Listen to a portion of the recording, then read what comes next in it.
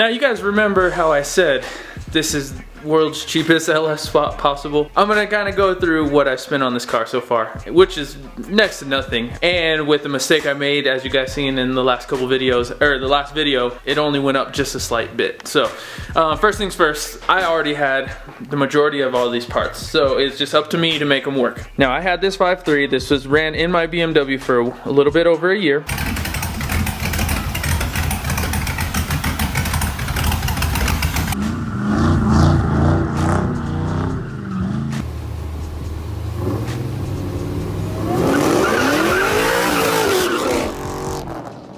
This has a ASA cam in it, has LS6 springs, pretty basic setup. The engine was tuned, all of that. It was just on pump gas. It's nothing crazy. Ported throttle body by the homie Chewy, and I really didn't spend hardly anything to get this thing running. It's just a basic refresh on the motor before I put it into the BMW. I found this car, which was 800 bucks as a roller. And the thing about this car and the BMW was the transmission I used in the BMW was from a Z32 previously. So it was kind of a match made in heaven. This, as you guys already know or don't know, this is one of my favorite cars aside from the GTO, and I always wanted to get one, so I figured this would be a great transplant to take my engine and transmission out of the BMW and put it into the Z32. Since I went all through the cost of getting the E36 running, pretty much the E36 was a donor car. So that's why I'm not spending a whole lot of money on this car. So far I've only used the Jegs oil pan and pickup tube along with their remote adapter. Well, oil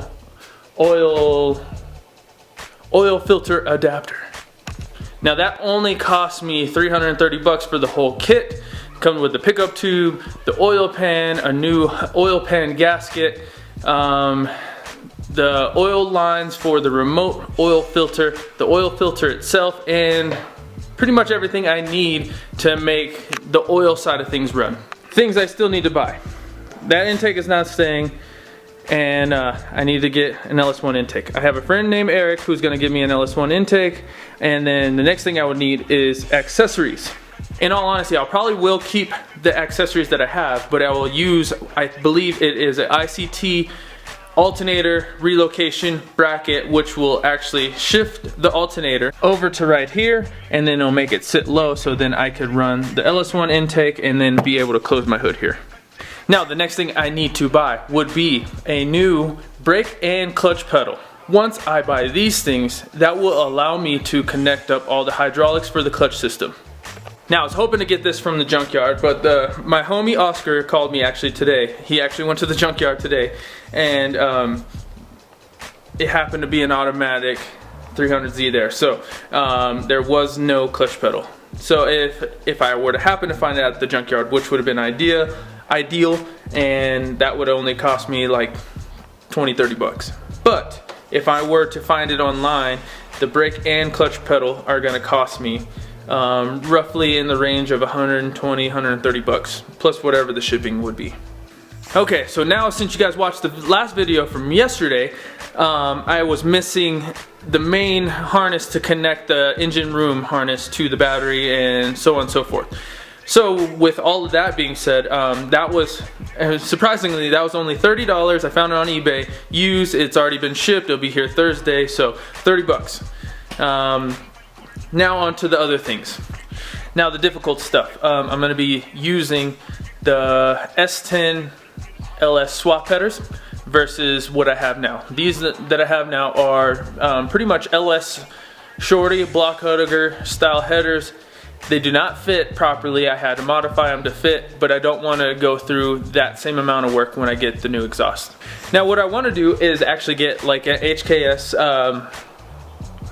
exhaust. I think they look really cool on this car, but I don't think I'm not sure that they're gonna sound the best for the LS, but I think it looks really cool for the car. So I'm not exactly sure what I want to do for a catback, but I do know I want to get some sort of long tube header on here and run a proper X pipe, full 3-inch exhaust all the way out, best flowing exhaust you possibly could do, and make it sound real mean, even though it may be a little bit low on power in comparison to the standard LS out there.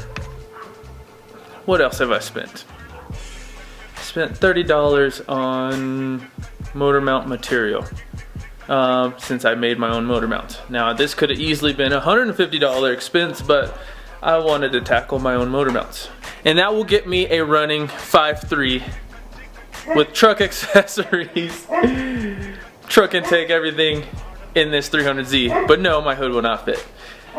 But that is a problem for another day.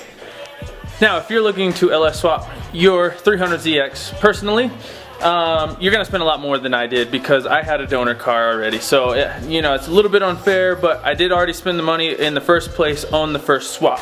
Now, if you're gonna do it yourself, you know, a good safe budget, if you have, you know, a spare car or friends who hook you up, I would say a good budget to start with is about $3K if you're gonna do a 5.3 or 4.8 build, and that will easily get you everything you should need to get the car running and driving. If you don't, just plan on spending a lot more, especially if it's not a good runner, meaning the engine doesn't spin freely or you have some sort of issue with the motor already. But yeah, so that is kind of the breakdown of the 300Z so far. I can't wait to really get building on this thing. There's so much more that has to happen to this car, and I'm just excited. This is my favorite car, as you guys know, and I just can't wait to be cruising it around.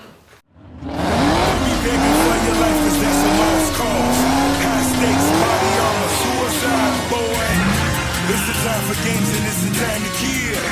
Make up your mind, baby, cause the time is here.